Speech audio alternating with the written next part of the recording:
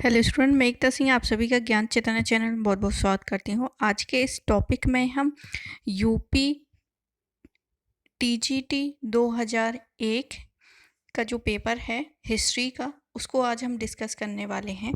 तो शुरू करते हैं। सबसे पहला क्वेश्चन यहाँ पर है, मास्टर दा के नाम से विख्यात स्वतंत्रता सेनानी का मूल नाम क्या था? तो यहाँ पर जो मूल नाम हो जाएगा सूर्यसेन। इसकी व्याख्या देखते हैं। बंगाल के नए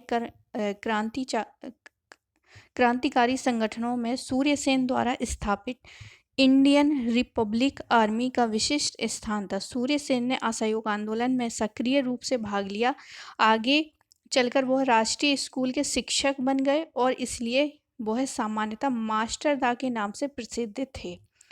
अगला क्वेश्चन है, भारतीय राष्ट्रीय कांग्रेस की स्थापना हुई थी। तो स्थापना हुई थी बम्बई में। व्याख्या देखते हैं। भारतीय राष्ट्रीय कांग्रेस की स्थापना 28 से 31 दिसंबर 1885 तक बम्बई के ग्वालियर टैंक स्थित गोकुलदास तेजपाल संस्कृत कॉलेज में हुआ। इसमें ज़्यादातर वकील एवं पत्रकारों ने भाग लिया था। कुल 72 प्रतिनिधियों ने भाग लिया था। तो एग्जाम में यहाँ से भी क्वेश्चन कई बार बना है कि कितने प्रतिनिधियों ने भाग लिया था। पहले जब कांग्रेस की स्थापना हुई थी तो 72 प्रतिनिधियों ने भाग लिया था और इसके अध्यक्ष जो बने थे वो व्योमेश चंद्र बनर्जी थे। अगला देखते हैं। और यहाँ पर जो संस्थापक हैं A.O. ह्यूम है। तो यहाँ पर दो तीन क्वेश्चन बहुत इंपॉर्टेंट है। सबसे पहले तो बम्बई यहाँ पर आ गया है। बम्बई के ग्वालियर टैंक स्थित गोकुलदास तेजपाल संस्कृत विद्यालय, फिर 72 प्रतिनिधि और पहले अध्यक्ष व्योमेश चंद्र बनर्जी, और अगला जो क्वेश्चन बनता है वो A.O. ह्यूम ने। अगला क्वेश्चन देखते हैं, भारतीय राष्ट्रीय कांग्रेस की स्थापना के समय भारत के तत्काल वायसराय कौन थे? तो तत्काल वायसराय थे हमारे लॉर्ड डफरिन। दूसरा क्वेश्चन जो है यहाँ पर सही ऑप्शन सही हो जाएगा। भारतीय राष्ट्रीय कांग्रेस की स्थापना 1885 में लॉर्ड डफरिन के कार्यकाल में हुई थी। ऐसा माना जाता है कि कांग्रेस की स्थापना का विचार लॉर्ड डफरिन के मस्तिष्क की उपज थी, जिसके सहयोगी कौन थे? A.O. ह्यूम ने मूर्त रूप दिया था। अगला क्वेश्चन है, भारत में सुप्रीम कोर्ट की स्थापना हुई थी। तो सुप्रीम कोर्ट की स्थापना 1774 ईस्वी में हुई थी। 1773 रेगुलेटिंग एक्ट के तहत 1774 में कलकत्ता में एक सुप्रीम कोर्ट की स्थापना हुई। इसमें एक मुख्य एवं 3 अन्य न्यायाधीशों की नियुक्ति की गई। मुख्य न्यायाधीश के पद पर सर एलिजा एम्पे और चैम्बर्स लीमेस्टर एवं हाइट तथा अन्य न्यायाधीश जो है नियुक्त किए गए थे। अगला क्वेश्चन देखते हैं, भारत में यूरोपीय व्यापारियों का आगमन का सही क्रम यहाँ पर बताना है। तो यहाँ पर सबसे पहले जो है वो पुर्तगाली आए थे। तो पुर्तगाली 3 ऑप्शन में है। फिर उसके बाद फ्रांसीसी सबसे बाद में आए थे, तो पुर्तगाली पहले हो जाएगा। और फिर उसके बाद जो है वो डच हैं। पुर्तगाली, डच, अंग्रेज और फ्रांसीसी। ए ऑप्शन यहाँ पर बिल्कुल सही होगा। तो ए ऑप्शन सही है। इसका वर्ष देख लेते हैं। पुर्तगाली जो है 1498 में, डच जो है 1605 में और अंग्रेज जो है 1613 में और फ्रांसीसी जो है 1664 यानी 1664 में यहाँ पर आए थे। अगला है, यंग इंडिया पुस्तक के लेखक थे। तो यंग इंडिया पुस्तक के लेखक हो जाएंगे लाला लाजपत राय। यंग इंडिया पुस्तक के लेखक जो हैं लाला लाजपत राय थे। इसी पुस्तक में उन्होंने कांग्रेस की स्थापना संबंधी सेफ्टी वॉल का सिद्धांत जो है प्रस्तुत किया था। तो यंग इंडिया लाला लाजपत राय जी की है और यहाँ पर सेफ्टी वॉल का जो सिद्धांत है वो यहाँ पर दिया था। और ये सेफ्टी वॉल किससे संबंधित है? तो कांग्रेस की स्थापना से संबंधित है। अगला क्वेश्चन देते हैं, गदर पार्टी की संस्थापक थे। तो गदर पार्टी के संस्थापक लाला हरदयाल तथा सोहन सिंह भाकना के प्रयासों के अमेरिका के सैन फ्रांसिस्को में नवंबर 1913 ईस्वी यानी 1913 में गदर पार्टी की स्थापना हुई, जिसका उद्देश्य भारत के ब्रिटिश शासन को उखाड़ फेंकना था। अपने उद्देश्यों के प्रचार प्रसार के लिए गदर पार्टी ने गदर नामक पत्रिका का प्रकाशन किया। अगला है मुस्लिम लीग की स्थापना हुई थी, तो मुस्लिम लीग की स्थापना जो है 1906 में हुई थी। 1906 में लॉर्ड कर्जन की प्रेरणा से ढाका के नवाब सलीमुल्लाह ने बंगाल विभाजन समर्थक आंदोलन का नेतृत्व किया। इन गतिविधियों के पृष्ठभूमि 30 दिसंबर 1906 को ढाका में एक बैठक आयोजित की गई, जिसमें अखिल भारतीय मुस्लिम लीग नामक राजनीतिक संगठन की स्थापना हुई। इसके मुख्य उद्देश्य थे ब्रिटिश सरकार के प्रति मुसलमानों में निष्ठा बढ़ाना और मुसलमानों के राजनीतिक अधिकारों की रक्षा एवं विस्तार करना था। अगला क्वेश्चन देखते हैं, जलियांवाला बाग हत्याकांड की जांच के लिए बनाई गई समिति का नाम क्या था? समिति का नाम हंटर कमीशन था। यही कमीशन आया था। ब्रिटिश सरकार ने विवशता में जलियांवाला बाग हत्याकांड की जांच हेतु अक्टूबर 1919 में लॉर्ड हंटर की अध्यक्षता में एक आयोग की स्थापना की, जिसमें 8 सदस्य थे। हंटर कमेटी ने संपूर्ण प्रकरण पर लीपापोती का प्रयास किया, सभी आरोपियों का हल्का दंड का विधान किया। अगला, भारत छोड़ो आंदोलन 1942 के किस महीने? तो ये अगस्त क्रांति के नाम से भी जानते हैं इसको, तो थर्ड ऑप्शन यहाँ पर बिल्कुल सही हो जाएगा। 9 अगस्त 1942 को शुरू होने वाला भारत छोड़ो आंदोलन अगस्त क्रांति भी कहा जाता है। यह ब्रिटिश शासन के प्रति भारतीय स्वतंत्रता आंदोलन को अंतिम महालड़ाई थी, जिसमें ब्रिटिश शासन की नींव को हिलाकर रख दिया। इसी आंदोलन में महात्मा गांधी ने प्रसिद्ध नारा दिया था, करो और मरो का। अगला क्वेश्चन है, गांधी इरविन समझौता हुआ था, तो गांधी इरविन समझौता कब हुआ था? 31 में 1931 में 1931 में तेज बहादुर सप्रू और जयकर के प्रयासों से गांधी जी एवं इरविन के मध्य 17 फरवरी से दिल्ली में वार्ता आरंभ हुई। 5 मार्च 1931 को स्पष्टता एक समझौते पर हस्ताक्षर हुए, जो गांधी इरविन समझौते के नाम से जाना जाता है। तो गांधी इरविन समझौता हुआ था 1931 में। इस पैक्ट को दिल्ली पैक्ट भी कहा जाता है। तो गांधी इरविन समझौता पूछे या दिल्ली पैक्ट पूछे तो हमारा सन होगा 1931। इसके फलस्वरूप ही कांग्रेस ने द्वितीय गोलमेज सम्मेलन में भाग लेना क्या है, स्वीकार किया था। अगला है, 13 वर्ष की अल्प आयु में राजगद्दी पर बैठने वाले शासक का नाम बिल्कुल अकबर था। थर्ड ऑप्शन सही हो जाएगा। अकबर का जन्म जो है अमरकोट के राजा बीर साल के महल में 14 अक्टूबर 1542 को हमीदा बानो के गर्भ से हुआ था। पंजाब के गुरुदासपुर जिले के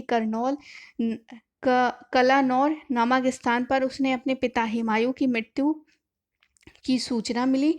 बैरम खान ने तुरंत ईंटों के चबूतरे पर 14 फरवरी 1556 में अकबर का राज्याभिषेक कराया और भारत का सम्राट घोषित किया। इस प्रकार अकबर 13 वर्ष 4 माह की अवस्था में गद्दी पर आसीन हुआ था। अगला क्वेश्चन देखते हैं, निम्न में से कौन अकबर के नवरत्नों में शामिल नहीं था? तो नवरत्नों में शामिल नहीं था तो बैजू बैरवा हो जाएगा। बैजू बैरवा एक संगीतज्ञ थे, लेकिन ये नवरत्नों में शामिल नहीं थे उस समय, मतलब अकबर के समय ही समकालीन थे। व्याख्या देखते हैं, बैजू बैरवा जो एक प्रसिद्ध संगीतज्ञ था, अकबर के नवरत्नों में शामिल नहीं था। अकबर के नवरत्नों के नाम से इस प्रकार थे, मुल्ला दो प्याजा, हकीम इमाम, अब्बुल फजल, शेख फैजी, अब्दुल रहीम खान खाना, तानसेन, राजा टोडरमल, भगवान दास और राजा बीरबल थे। अगला क्वेश्चन देखते हैं, सर थॉमस रो ने किस मुगल सम्राट से भारत में व्यापार करने की अनुमति प्राप्त की थी? तो आंसर हो जाएगा हमारा जहांगीर से। हॉकिंस की वापसी के पश्चात 1615 में जेम्स प्रथम ने कंपनी की ओर से सर थॉमस रो को मुगल दरबार में भेजा, जो सम्राट जहांगीर की कृपा पात्र प्राप्त करने में सफल हुआ। वह पुर्तगाली विरोध के बावजूद भी व्यापारिक अनुमति प्राप्त करने में सफल हो जाता है। कौन सफल हो जाता है? Thomas Roe.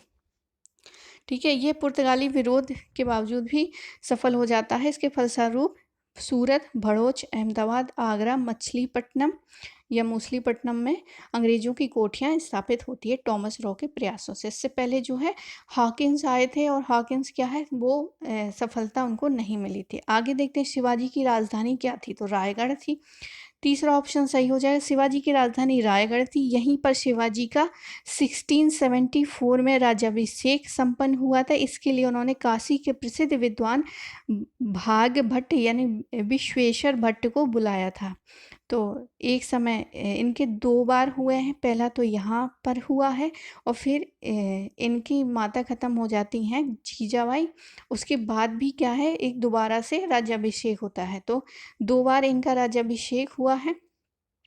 आगे देखते हैं शिवाजी के मंत्री मंडल अष्टप्रधान की विशेषता क्या थी, तो इसमें जो विशेषता इसके 7 मंत्री क्या होते थे, ब्राह्मण होते थे। केवल एक जो है सर ए नौबत जो है उस क्योंकि सर ए नौबत जो है वो सेनापति हुआ करता था, उसका जो है ब्राह्मण होना यहाँ पर अनिवार्य नहीं था, मतलब वो ब्राह्मण ही नहीं होता था। तो इस प्रकार से क्या है यहाँ पर 7 मंत्री जो है ब्राह्मण होते थे। बाकी इसकी व्याख्या देखते हैं। प्रशासन में शिवाजी की सहायता और परामर्श के लिए 8 मंत्रियों की एक परिषद थी, जिसे अष्टप्रधान कहा जाता था। अष्टप्रधान परिषद की प्रत्येक मंत्री अपने विभाग का प्रमुख था, जिसकी नियुक्ति शिवाजी द्वारा की जाती थी। अपने कार्यों के लिए वे शिवाजी के प्रति क्या होते थे, उत्तरदायी होते थे। उत्तरदायी होते थे। उसके मंत्रिमंडल की विशेषता ये थी कि सेनापति के अतिरिक्त सभी मंत्री जो हैं यानी 7 ब्राह्मण ब्राह्मण होते थे और न्यायाधीश और पंडित राव को छोड़कर शेष सभी को अवसर पड़ने पर सेना का नेतृत्व करना पड़ता था। यानी कि 8 टोटल क्या है इनके अष्टप्रधान है, मतलब 8 मंत्री हैं, जिसमें एक जो है वो ब्राह्मण नहीं होगा, कौन सा, सर ए नौबत यानी सेनापति। और जो सेना के गुण किस में नहीं होंगे, एक तो न्यायाधीश में, एक पंडित राव में। इन दोनों को छोड़कर तो 8 में से 2 घटा देंगे तो कितने बचेंगे हमारे 6। तो 6 के 6 जो हैं वो सारे के सारे क्या होंगे, सेना का नेतृत्व करना पड़ेगा, इसलिए उनके अंदर क्या होगा, सेना का नेतृत्व करने की कुशल योग्यता होनी चाहिए।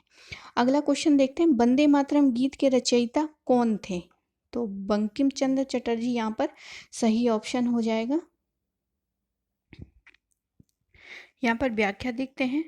वंदे मातरम गीत के रचयिता बंगाली कवि बंकिम चंद्र चटर्जी थे। इनके प्रसिद्ध ग्रंथ जो था वो आनंद मठ था। उस आनंद मठ में ही वंदे मातरम गीत का वर्णन है। 1896 में कांग्रेस अधिवेशन में इस गीत को स्वीकार किया गया और 1905 में बंगाल विभाजन के विरुद्ध यह गीत राष्ट्रीय एकता का क्या बना, प्रतीक बन गया। अगला देखते हैं, नील विद्रोह आरंभ हुआ था, तो नील विद्रोह जो है 1859 ईस्वी में नील विद्रोह हुआ था। औपनिवेशिक शासन काल में अब आर्थिक मांगों के लिए किसानों ने जो संघर्ष किया उसमें नील आंदोलन प्रथम तथा सर्वप्रमुख था। ये आंदोलन बंगाल के नादिया जिले के गोविंदपुर गांव में हुआ था, जिसका नेतृत्व दिगंबर एवं विष्णु विश्वास ने किया। 1859 में शुरू होने वाला यह आंदोलन नील उत्पादकों के शोषण के खिलाफ किसानों की प्रत्यक्ष लड़ाई थी, जिसका विरुद्ध एवं मर्म स्पर्शी विवरण दीनबंधु मित्र ने नील दर्पण नाटक में किया था। आगे देखते हैं, इंडियन एसोसिएशन के संस्थापक अध्यक्ष थे, तो इंडियन एसोसिएशन के संस्थापक अध्यक्ष थे सुरेंद्र नाथ बनर्जी। 26 जुलाई 1876 में कलकत्ता के अल्बर्ट हॉल में सुरेंद्र नाथ बनर्जी एवं आनंद मोहन बोस ने इंडियन एसोसिएशन नामक राजनीतिक संगठन का गठन किया। इसका प्राथमिक उद्देश्य था देश में जनमत के लिए एक शक्तिशाली संस्था का गठन करना था, जिसमें जमींदारों के बजाय मध्यम वर्ग को प्राधान्यता दी गई। इस संगठन ने प्रसिद्ध सिविल सर्विसेज आंदोलन चलाया। कालांतर में यह संस्था भारतीय राष्ट्रीय कांग्रेस में विलीन हो जाती है। आगे देखते हैं निम्नलिखित में से कौन वैदिक देवता नहीं है। तो यहाँ पर कृष्ण बिल्कुल वैदिक देवता नहीं है। इंद्र, विष्णु, ब्रह्मा आदि वैदिक देवता हैं, जबकि कृष्ण का नाम जो है वैदिक साहित्य में नहीं मिलता। सर्वप्रथम मिलता है छंदोग उपनिषद में कृष्ण का उल्लेख मिलता है, जो देवकी पुत्र और घोर अंगिरा ऋषि के शिष्य के रूप में है। कालांतर में वसुदेव कृष्ण के अनुयायी पंचरात्रिक कहलाए। अगला है उपनिषदों की विषय वस्तु है। तो भक्ति, दर्शन, कर्मकांड। तो यहाँ पर जो है दर्शन यहाँ पर बिल्कुल सही हो जाएगा। उपनिषद में दर्शन ही है। उपनिषद जिसका शाब्दिक अर्थ है गुरु के समीप बैठकर ज्ञान दर्शन करना। तो यहाँ पर बिल्कुल दर्शन यहाँ पर सही हो जाएगा। ज्ञान दर्शन की जिज्ञासा शांत करना वैदिक साहित्य के अंतिम भाग हैं, जिनकी रचना उत्तर वैदिक काल में हुई। इसमें वैदिक चिंतन एवं दर्शन का चरमोत्कर्ष मिलता है। इसका मुख्य प्रतिपाद्य ब्रह्म ज्ञान तथा आत्मज्ञान है, जो दार्शनिक विषय है। अगला देखते हैं निम्नलिखित में से किसे शाक्य मुनि के नाम से भी जाना जाता है। तो शाक्य मुनि जो है वो गौतम बुद्ध हैं। शाक्य मुनि से नाम से जाना जाता है गौतम बुद्ध को। व्याख्या देखते हैं। गौतम बुद्ध का जन्म जो है 563 ईसा पूर्व में कपिलवस्तु के समीप लुम्बिनी वन में हुआ था। उनके पिता शुद्धोधन कपिलवस्तु के शाक्यगढ़ के प्रधान थे। शाक्य कुल में जन्म लेने के कारण महात्मा बुद्ध का एक अन्य नाम जो है शाक्य मुनि भी पड़ गया था। अगला क्वेश्चन देखते हैं मौर्य वंश के ठीक बाद, मतलब मौर्य वंश खत्म होने के बाद कौन सा नया वंश आता है। तो यहाँ पर हो जाएगा हमारा शुंग वंश। ठीक है, शुंग वंश आता है। मौर्य वंश के बाद शुंग वंश। सैन्य निरीक्षण के समय अंतिम राजा भी बहुत इंपॉर्टेंट है। बृहद्रथ की हत्या कर उनके सेनापति पुष्यमित्र शुंग ने वंश की स्थापना की। मतलब पुष्यमित्र शुंग जो है शुंग वंश के संस्थापक है। पुष्यमित्र शुंग जो है कट्टर ब्राह्मणवादी थे। उसने 2 अश्वमेध यज्ञ का अनुष्ठान किया था। बौद्ध साहित्य विष्णु मित्र को बौद्धों का हत्यारा एवं विहारों को नष्ट करने वाला बतलाया गया है। अगला देखते हैं गौतमीपुत्र सातकर्णी किस वंश का शासक था। तो गौतमीपुत्र सातकर्णी जो है वो सातवाहन वंश के शासक थे। सातवाहन यहाँ पर सही हो जाएगा। गौतमीपुत्र सातकर्णी 106 से लेके 130 ईस्वी सातवाहन वंश का 23वां एवं सबसे महान शासक था। उसने अपने को एकमात्र ब्राह्मण कह शकों को हराया तथा क्षत्रियों के दर्प को चूर्ण चूर्ण कर दिया और उनकी सैनिक जो है नियमों की जानकारी उसकी माँ बल्लवी के नासिक प्रशस्ति से प्राप्त होती है। मतलब सैनिक जो नियमों हैं उनकी हमें जानकारी कहाँ से मिलती है, उनकी माँ बल्लवी के नासिक प्रशस्ति से। अगला क्वेश्चन देखते हैं फायान किसके शासनकाल में भारत आया था।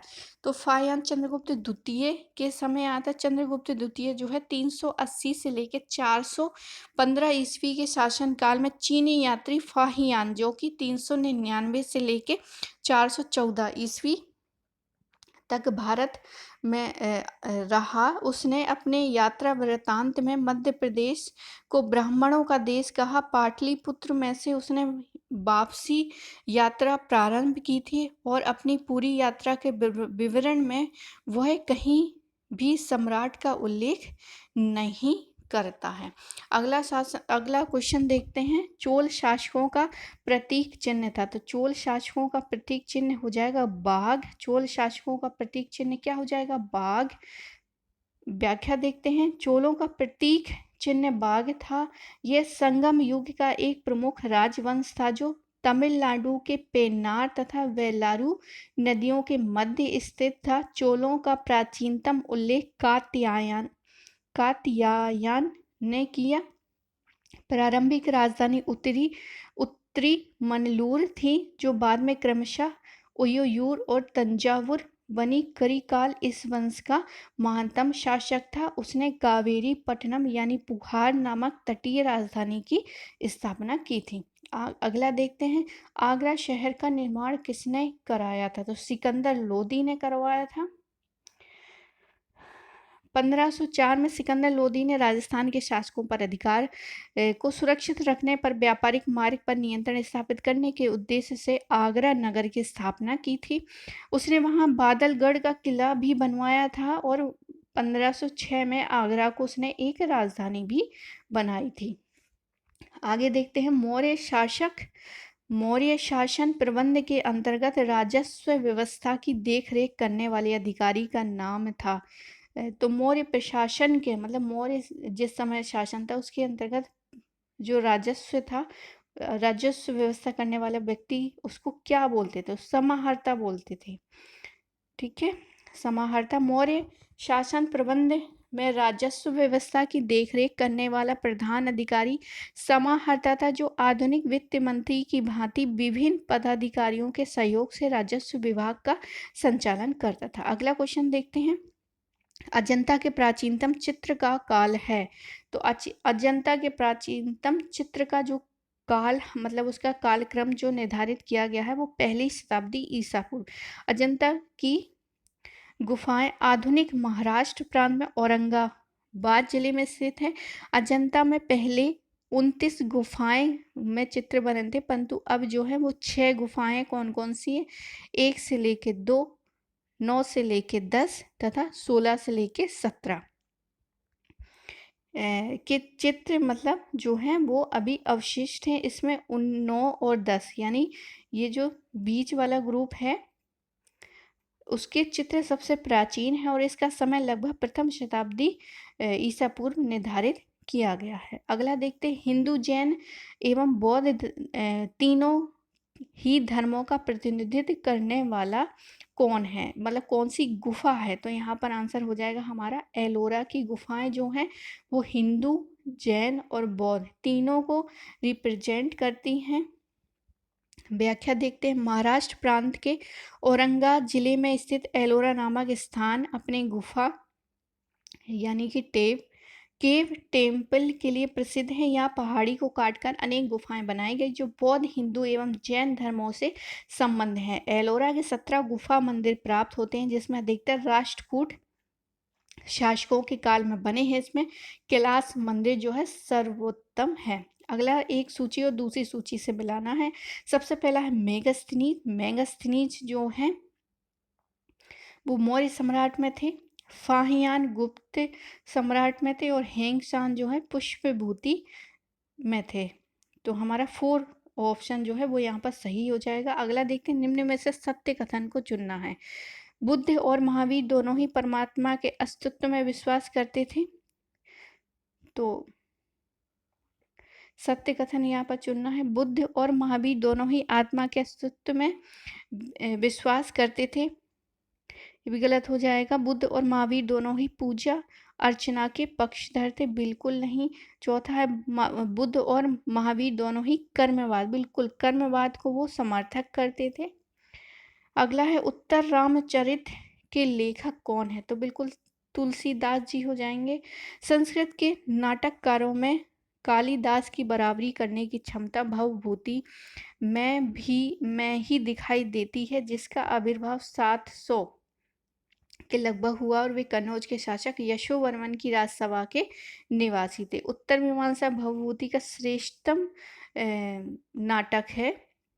इसके 7 अंकों में रामायण के उत्तरार्ध की कथा वर्णित है। राम के अभिषेक, राज्याभिषेक, सीता का परित्याग तथा पुनर्मिलन तक की घटनाओं का वर्णन अत्यंत सजीवता के साथ किया गया है। इसके अतिरिक्त मालती माधव तथा महावीर चरित नाटकों की रचना भवभूति ने ही की है। अगला है तो यहाँ पर पूछा है उत्तर रामचरित। तो उत्तर रामचरित जो है भवभूति है, ना कि तुलसीदास है। ठीक है, तो मैंने यहाँ पर गलत बता दिया था, तुलसीदास जी नहीं है, भवभूति है। आगे देखते हैं। भागवत धर्म के संस्थापक थे। तो भागवत धर्म के संस्थापक हो जाएंगे हमारे कृष्ण जी। भागवत धर्म के संस्थापक देवकी पुत्र तथा घोर अंगिश ऋषि के शिष्य कृष्ण थे। कृष्ण के अनुयायी उन्हें भागवत यानी पूज्य कहते थे, इस कारण उनके द्वारा परिवर्तित धर्म की संज्ञा भागवत हो गई। अगला क्वेश्चन देखते हैं। बौद्ध धर्म के अंतर्गत माध्यमिक दर्शन के प्रतिपादक थे। तो नागार्जुन यहाँ पर सही हो जाएगा, नागार्जुन।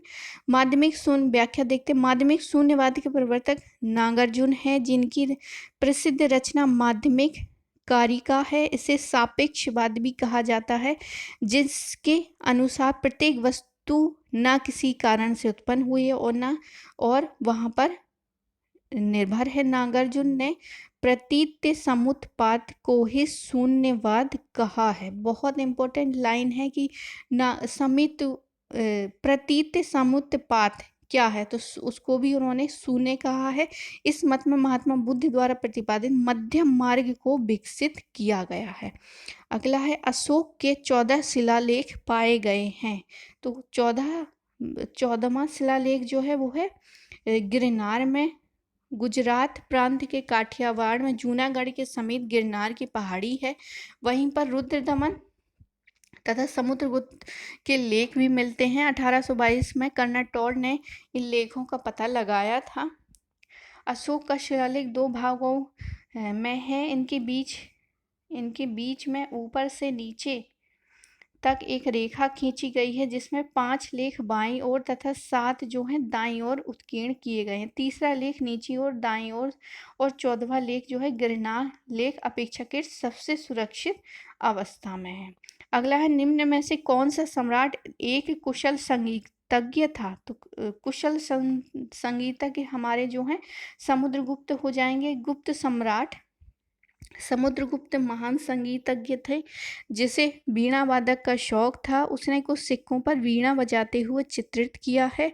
प्रयाग प्रशस्ति में कहा गया है कि गांधर्व विद्या में प्रवीणता के कारण उसने देवताओं के स्वामी इंद्र के आचार्य कश्यप, तुम्बुक, नारद आदि को लज्जित कर दिया था।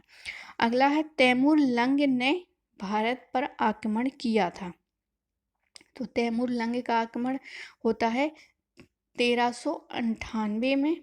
1398 में जब नसरुद्दीन महमूद जो है उस समय का शासक था। तुगलक वंश का अंतिम शासक था नसरुद्दीन महमूद, जिसके शासनकाल में मध्य एशिया के महानतम मंगोल वंश नायक तैमूर ने 1398 यानी 1398 में भारत पर आक्रमण किया था।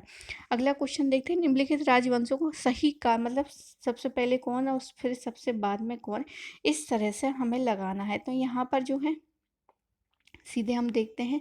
यहाँ पर सबसे पहले जो है मौर्य वंश आया, मौर्य वंश सबसे पहले आएगा। फिर उसके बाद है कुषाण वंश, फिर उसके बाद सातवाहन वंश और फिर आता है अंत में आता है गुप्त वंश।